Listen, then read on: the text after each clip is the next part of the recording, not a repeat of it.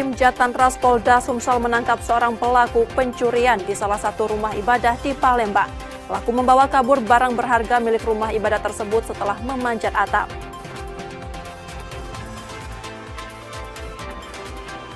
Mantan Wakil Ketua DPRD Bangka Belitung ditangkap tim Kejaksaan Tinggi di Jakarta.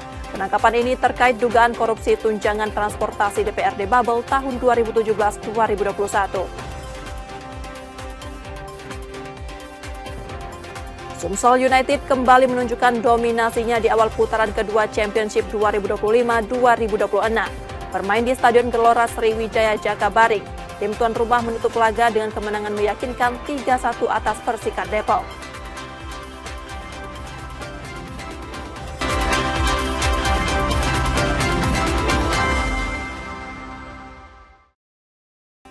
Selamat pagi saudara, apa kabar Anda hari ini? Seperti biasa kami akan membuka hari Anda dengan sejumlah laporan menarik dari Sumatera Selatan dan daerah lain di Sumatera bagian selatan.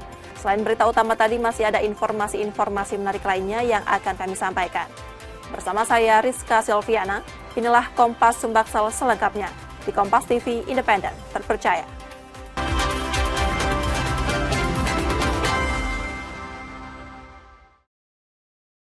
Informasi pertama kami buka dengan tim Opsnal Subdit 3 Jatantras Polda Sumsel menangkap seorang pelaku pencurian di salah satu rumah ibadah di Palembang.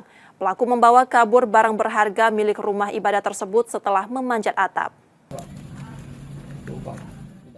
Aldo Setiawan, warga Sungai Selayur, Kalidoni, ditangkap setelah mencuri 2 unit sound system dan 1 piringan simbal di gereja HKI. Ia masuk dengan memanjat atap samping dan merusak jendela saat kondisi gereja sepi, lalu mengambil peralatan musik yang ada di dalamnya. Usai menerima laporan, polisi melakukan penyelidikan dan menangkap Aldo di sekitar kos di Jalan Perjuangan, Sukawinatan. Seluruh barang curian masih utuh dan belum sempat dijual.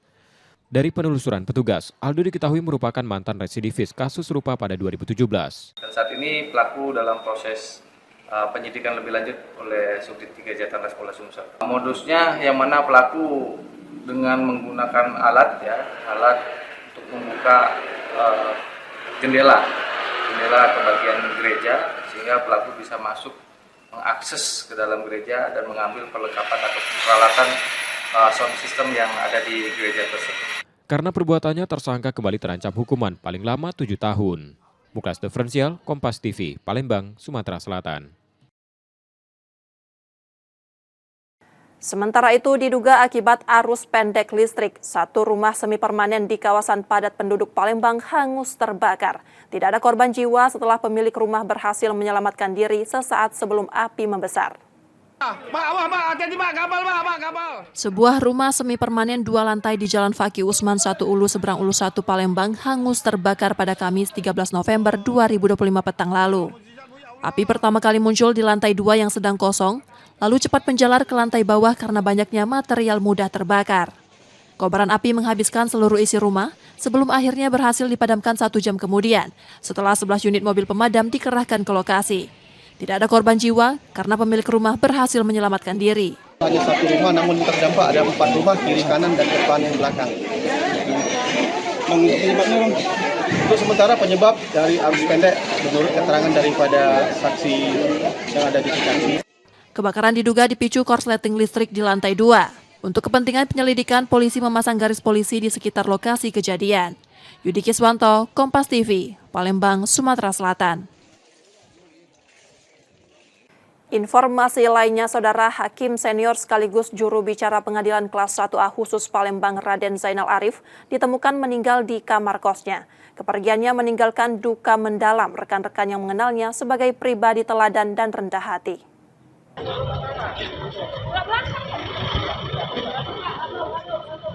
Kabar duka menyelimuti keluarga besar Pengadilan Negeri Kelas 1A khusus Palembang. Raden Zainal Arif, hakim senior yang juga dikenal sebagai juru bicara pengadilan, meninggal dunia pada Rabu 12 November 2025 pagi.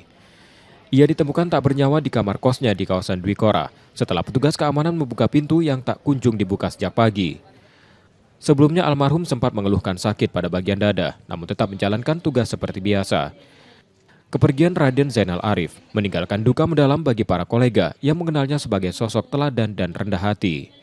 Pada hari ia wafat, almarhum dijadwalkan memutus 5 perkara pidana umum.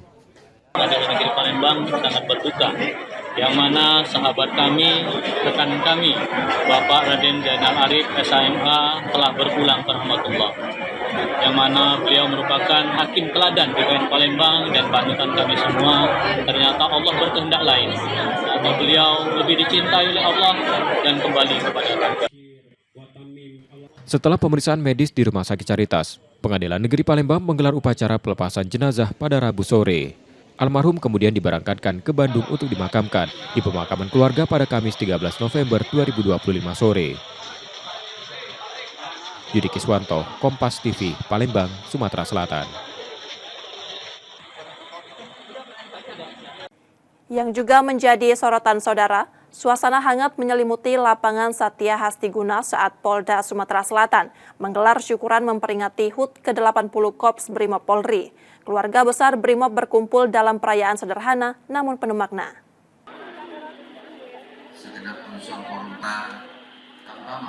Perayaan HUT ke-80 Brimob Polri tahun 2025 digelar penuh semangat bertajuk Brimob Presisi untuk Masyarakat. Atraksi dari para personil mewarnai suasana, mulai dari aksi gegana menuruni gedung, pertunjukan bela diri, hingga penampilan bela diri anak-anak. Dalam suasana hangat itu, Dansat Brimob Polda Sumsel menyampaikan syukur serta harapan agar soliditas Brimob dan Polri di Sumatera Selatan terus terjaga. Ia menekankan pentingnya sinergi untuk memperkuat langkah dan memberikan energi baru bagi Korps Brimob. Momentum peringatan ini menjadi dorongan bagi jajaran Brimob untuk menjaga situasi Kamtibmas tetap kondusif, sekaligus mempererat kerjasama antara Brimob, Polri, dan masyarakat. Saya yakin dan tentunya kami berjanji Brimob akan presisi untuk masyarakat. Tahun ini apa? Namanya Pak? Tema tahun ini Brimob presisi untuk masyarakat. Sebagai satuan yang kerap berada di garis depan pada situasi beresiko tinggi, Brimob menegaskan komitmennya untuk memberikan pelayanan terbaik. Korps Brimob kembali meneguhkan perannya dalam menjaga keutuhan NKRI. Muklas Diferensial, Kompas TV, Palembang, Sumatera Selatan.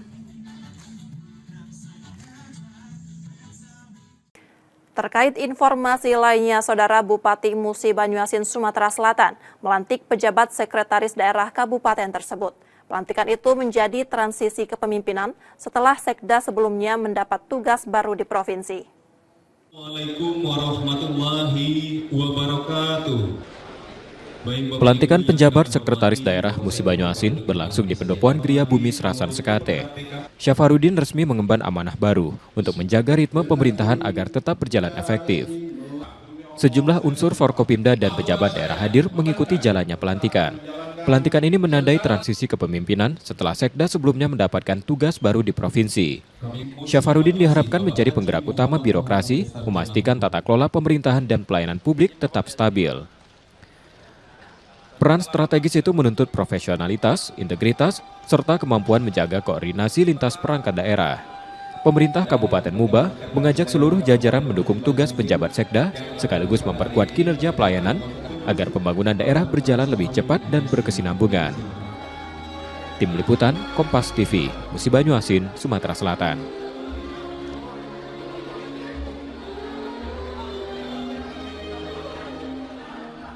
Setelah jeda, Saudara, kami masih akan kembali dengan informasi dan sorotan menarik lainnya.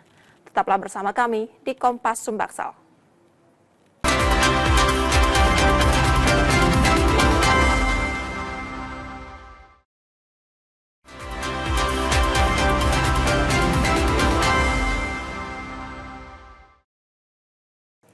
Saatnya kita akan melihat sorotan dari daerah di Sumatera bagian selatan, Saudara.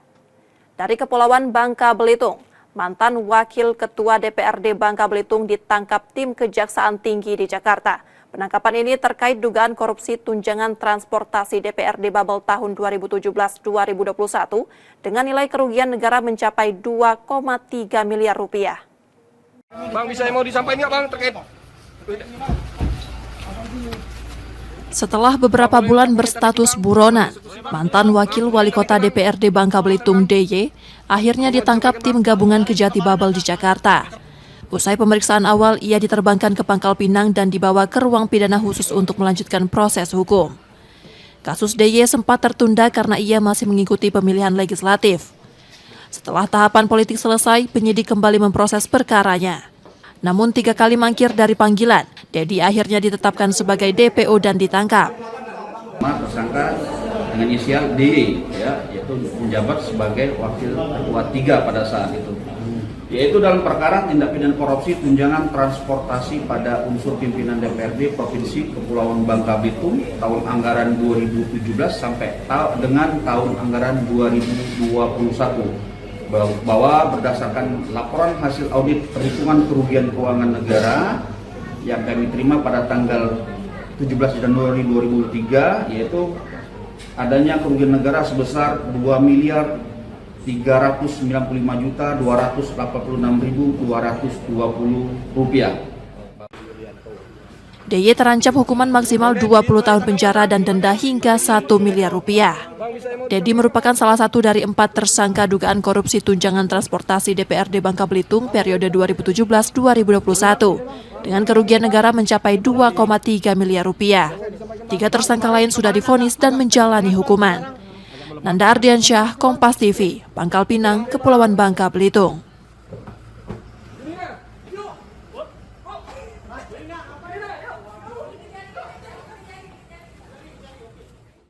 Sementara dari Lampung, Kejaksaan Negeri Tulang Bawang menggeledah kantor Bawaslu setempat terkait dugaan korupsi dalam pengelolaan anggaran 2023-2024. Tim penyidik Kejaksaan Negeri menggeledah kantor Bawaslu Tulang Bawang Lampung sebagai bagian dari penyelidikan dugaan korupsi anggaran 2023-2024.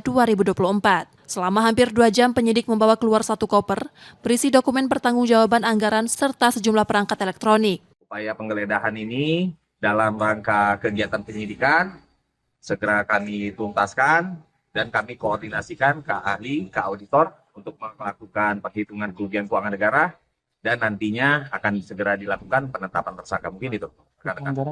Anggaran sendiri di tahun 2023 itu sekitar 13 miliar, kemudian 2024. Tetapi memang untuk anggaran tersebut memang banyak yang digunakan untuk kegiatan pembayaran honor. Hingga kini belum ada penetapan tersangka. Kejaksaan masih menunggu hasil perhitungan kerugian negara untuk melanjutkan prosesnya. Roma Afria Idam, Kompas TV, Tulang Bawang, Lampung. Selanjutnya informasi dari Jambi, Saudara. Kejaksaan Negeri Muaro Jambi memusnahkan sejumlah barang bukti yang telah berkekuatan hukum tetap, mulai dari narkoba hingga senjata tajam serta ponsel. Barang bukti tersebut berasal dari 38 perkara. Oke, kita mulai, Pak. Ayo. Kejaksaan Negeri Muaro Jambi memusnahkan berbagai barang bukti yang telah berkekuatan hukum tetap, mulai dari sabu, ganja, pil ekstasi, senjata tajam hingga ponsel. Pemusnahan dilakukan di halaman kantor Kejari dengan metode berbeda sesuai jenis barang, mulai dari dibakar, dihancurkan, memakai palu, hingga dipotong menggunakan mesin agar tidak dapat digunakan kembali. Barang bukti tersebut berasal dari 38 perkara tindak pidana yang telah diputus sepanjang 2025. Sesuai dengan program dari Kejaksaan, khususnya Kejaksaan Negeri Muaro Jambi, kita melaksanakan kegiatan pemusnahan barang bukti yang sudah berkekuatan hukum tetap atau inkrah. Tadi disebutkan ada dari 38 perkara. Ya, tadi sama-sama kita dengar barang buktinya ada berupa narkotika, baik itu sabu maupun ganja.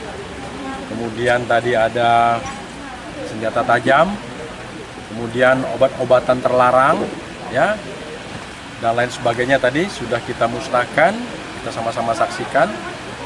Dan ini merupakan komitmen, ya, dari Kejaksaan yang memang sudah diberikan kewenangan untuk melaksanakan eksekusi atau pemusnahan barang bukti yang sudah berkekuatan hukum tetap. Dan sekaligus saya selaku Kepala Kejaksaan Negeri Muaro Jambi menghimbau agar mari kita sama-sama ketahui hukum dan jauhi hukuman. Ya, itu dia. Jadi supaya masyarakat di Kabupaten Muaro Jambi ini semakin baik dan menjauhi segala tindak pidana yang tentunya akan merusak generasi sekarang dan generasi akan datang. Kasus narkotika masih mendominasi dengan total 20 perkara. Dengan barang bukti sabu seberat 25,157 gram, ganja 404,555 gram, 15 butir ekstasi, serta 139 jenis obat medis. Tim Liputan, Kompas TV, Muaro Jambi, Jambi.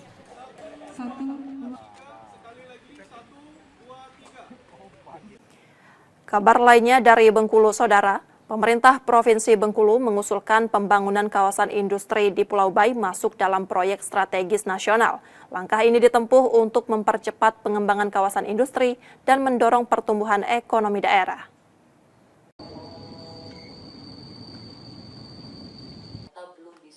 Pemerintah Provinsi Bengkulu mengusulkan pembangunan kawasan industri di Kota Bengkulu masuk dalam daftar proyek strategis nasional. Langkah ini ditempuh untuk mempercepat pengembangan kawasan yang diyakini dapat mendorong pertumbuhan ekonomi daerah. Berkas usulan tersebut telah diverifikasi dan tengah disempurnakan sebelum diajukan kembali ke pemerintah pusat. Kawasan industri yang direncanakan berada di Pulau Bai itu diproyeksikan menjadi pusat aktivitas industri dan investasi, sekaligus membuka peluang ekonomi baru bagi masyarakat. Karena sekarang ini pengusulan proyek strategis nasional itu harus mendapatkan rekomendasi Mendagri, sehingga nanti kita melakukan Zoom dengan Bangda, Dirjen Bangda, ya, untuk menyampaikan usulan yang kita sampaikan itu mereka tadi melakukan verifikasi. Pemprov Bengkulu optimis rekomendasi dari Kemendagri segera terbit, sehingga pembangunan kawasan industri dapat segera dimulai. Bayazir Al-Raihan, Kompas TV, Bengkulu. Demikian tadi Saudara sorotan dari daerah di Sumatera bagian selatan. Sesaat lagi kami masih akan kembali. Tetaplah bersama kami di Kompas Sumbaksal.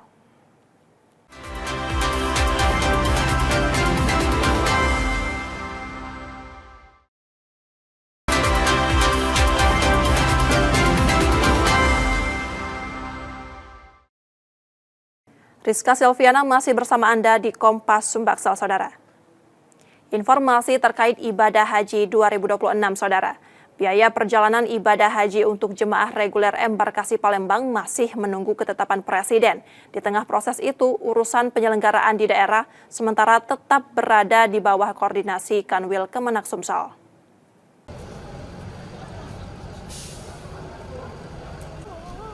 Pemerintah dan DPR telah menyepakati biaya haji tahun 2026 sebesar Rp87.049.365 per jemaah reguler, turun sekitar Rp2 juta dari tahun sebelumnya.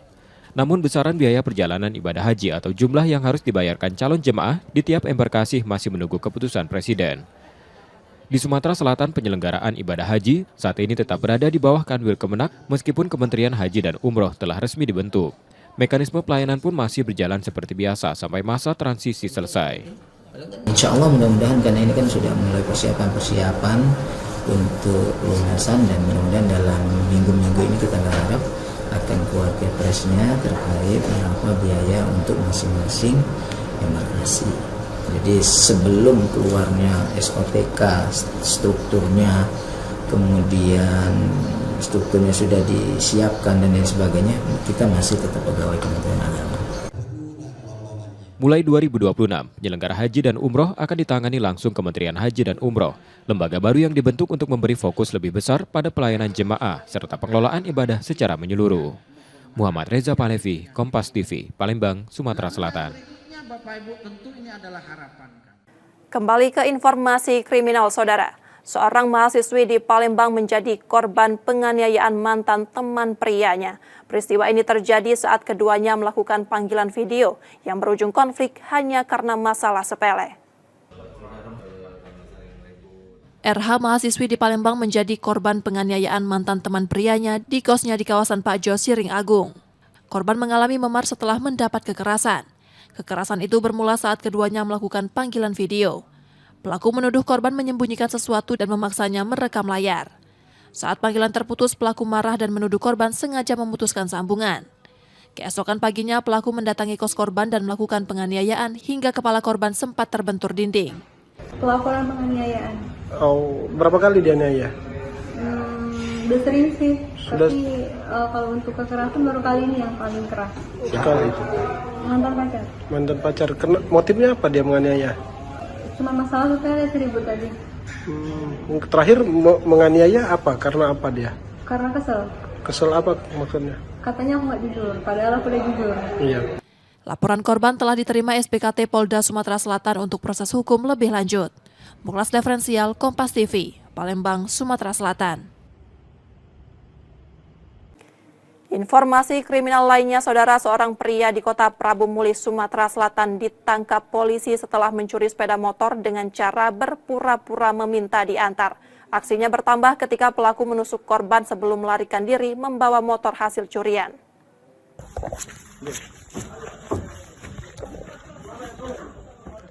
Seorang pelaku curas Densyah ditangkap polisi di kediamannya di perumahan Geria Prabu Indah Prima, Karangjaya, Prabu Muli Timur setelah menusuk korban dan merampas sepeda motornya. Kejadian terjadi saat korban mengantar pelaku di kawasan Puyang, Gunung Ibul. Pelaku awalnya menelpon korban dengan alasan minta dijemput di pasar, lalu meminta melewati kawasan Islamic Center dengan dalih mengantar pesanan jahitan. Saat berhenti untuk buang air kecil, pelaku tiba-tiba menusuk korban hingga terjatuh dan motornya dibawa kabur. Modusnya yaitu pelaku yang mana meminta diantarkan oleh korban untuk ke daerah di Prabu Muli Timur melewati Islamic Center, yang mana kebetulan daerah tersebut terkenal agak sepi. Oleh karena itu pelaku pada saat di jalan berhenti berpura-pura untuk kencing, tapi kemudian melakukan aksi di mana pelaku menusuk korban di lengan dan di bagian tubuh, sehingga korban melepaskan kendaraan dan pelaku berhasil membawa kendaraan. Dan Polres Prabu Muli berhasil bergerak cepat untuk mengungkap dan menangkap pelaku. Karena perbuatannya, Densyah terancam hukuman hingga 9 tahun penjara. Muklas Diferensial, Kompas TV, Palembang, Sumatera Selatan. Yang juga menjadi sorotan, pengunjung pasar retail Jakabaring Palembang menghukum seorang pria setelah diduga melakukan pelecehan pada perempuan yang sedang berbelanja.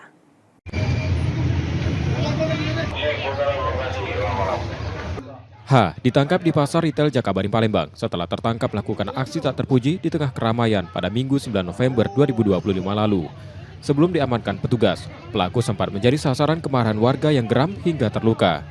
Menurut saksi mata, pelaku menempel pada sejumlah wanita yang sedang berbelanja dan memperlihatkan bagian pribadinya. Teriakan korban menarik perhatian pengunjung lain yang kemudian ramai-ramai menangkap pelaku.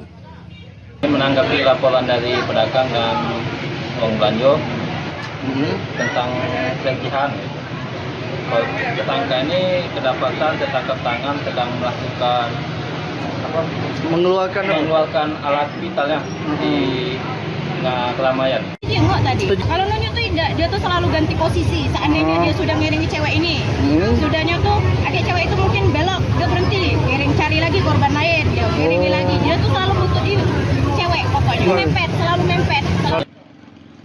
Berdasarkan laporan warga dan pedagang, H diketahui sering melakukan aksi serupa di pasar tersebut. Kali ini pelaku berhasil diamankan petugas keamanan dan diserahkan ke polisi. Yudi Kiswanto, Kompas TV, Palembang, Sumatera Selatan. Beralih ke informasi olahraga, saudara, Sumsel United kembali menunjukkan dominasinya di awal putaran kedua Championship 2025-2026. Bermain di Stadion Gelora Sriwijaya Jakabaring, tim tuan rumah menutup laga dengan kemenangan meyakinkan 3-1 atas Persika Depok. Bertanding di hadapan pendukung sendiri di Stadion Gelora Sriwijaya Jakabaring, Sumsel United tampil agresif sejak peluit awal. Menguasai permainan, mereka mengamankan 3 gol lewat Aziz Hutagalung menit ke-31, Diego Daloka menit 45, dan Muhammad Syahril menit ke-90. Persika Depok hanya mampu membalas 1 gol melalui Fikri Ardiansyah menit 54, sebelum laga berakhir 3-1 untuk tuan rumah. Meski bermain dengan 10 pemain, usai kartu merah Rahmat Hidayat, Sumsel United tetap menjaga ritme dan meraih poin penuh. Tapi sekali lagi, perjalanan kita masih jauh, karena tangga kita masih banyak. Masih ada 17 pertandingan lagi yang harus kita harungi. Tetap membumi, tetap rendah hati, jangan pernah sombong. Itu aja. Di sisi lain, Persika Depok kesulitan mengembangkan permainan, terutama dengan hujan yang memperlambat tempo dan rapatnya lini belakang tuan rumah. Memang tidak sangat baik defense dari Sumsel sehingga kami kesulitan sama sekali. Terakhir mereka malah bisa menambah gol. Ini sangat buat tim Sumsel. Tambahan 3 poin ini mengantar Sumsel United naik ke peringkat ketiga klasemen sementara grup 1 dengan koleksi 17 poin dari 10 pertandingan. Nur Muhammad, Kompas TV, Palembang, Sumatera Selatan. Saudara, kami jeda sejenak, setelah itu kami masih akan kembali. Tetaplah bersama kami di Kompas Sumbaksal.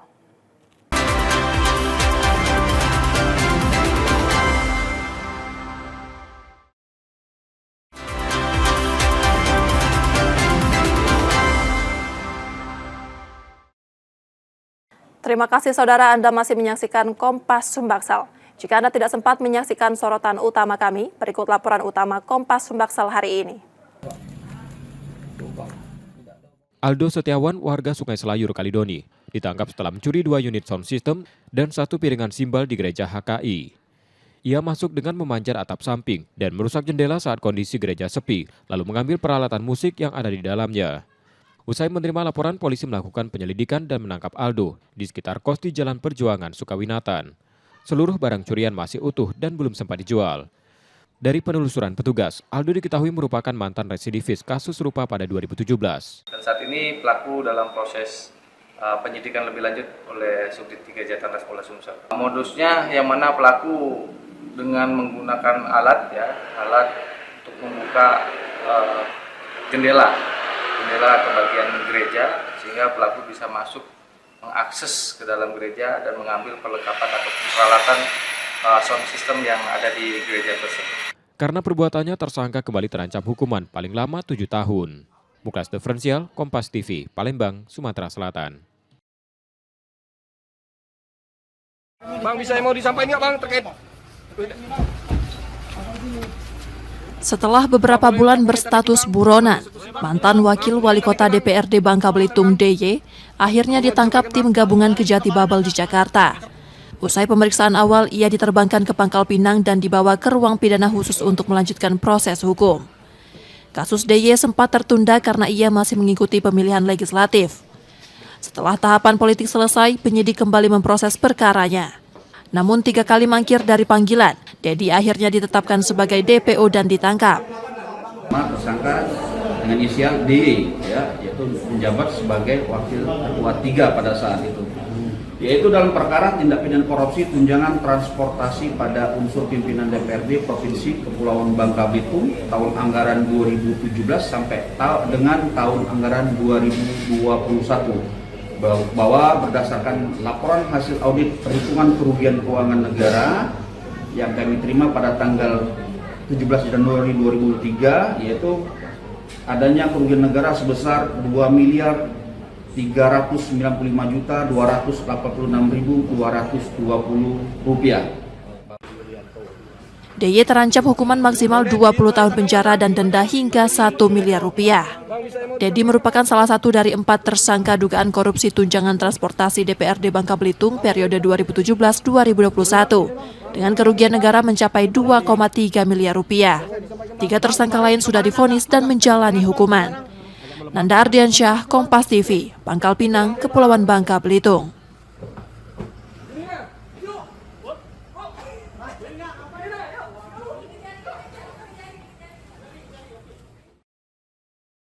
Bertanding di hadapan pendukung sendiri di Stadion Gelora Sriwijaya Jakabaring, Sumsel United tampil agresif sejak peluit awal. Menguasai permainan, mereka mengamankan 3 gol lewat Aziz Hutagalung menit ke-31, Diego Daloka menit 45, dan Muhammad Syahril menit ke-90. Persikat Depok hanya mampu membalas 1 gol melalui Fikri Ardiansyah menit 54, sebelum laga berakhir 3-1 untuk tuan rumah.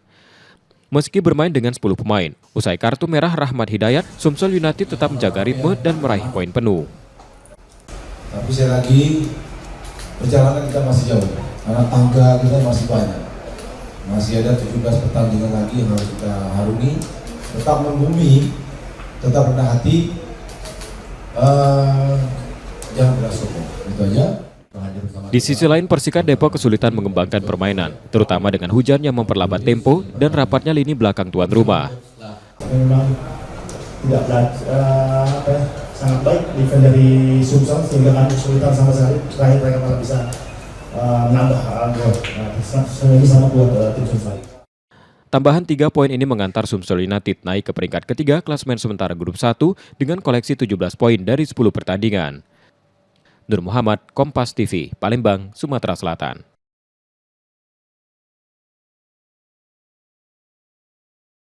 Informasi tadi saudara menjadi akhir dari Kompas Sumbaksel hari ini. Tetap saksikan konten lokal di Kompas TV setiap hari mulai pukul 4.30 hingga 7 pagi. Saudara, media adalah pilar yang menjaga keseimbangan informasi. Dengan menonton program berita Kompas Sumbaksel, Anda membantu memastikan media terus ada, menyajikan berita yang dapat dipercaya. Kembali kami mengingatkan bagi Anda yang ingin berbagi informasi atau kritik dan saran, dapat mengakses media sosial kami. Akhirnya saya Rizka Selviana pamit, tetaplah menyaksikan Kompas TV, independen, terpercaya. Terima kasih sudah menonton, selamat berakhir pekan, dan sampai jumpa.